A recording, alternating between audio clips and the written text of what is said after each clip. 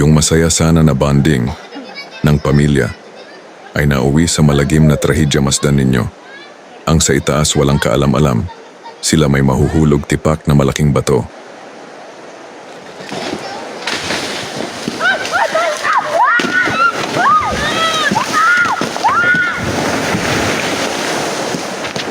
Sana okay lang sila eh. Panalangin natin sa Diyos na mabuti. Ang kanilang kalagayan dapat wag tayo mag-ingay sa ganitong mga lugar dahil hindi natin alam ano mangyari sa atin. Alam nyo, hindi lang nakatira tayo sa mundong ito, wag nating gambalain. Ang mga engkanto o tikbalang nakatira sa ilog lagi tayo mapagmatiyag sa paligid mas mabuti na. Yung laging handa, ingat po tayo guys. Sa kasalukuyan, sila ay nagpapagaling ngayon sa ospital. Ano sa tingin ninyo mga idol, na gambala ba nila ang engkanto?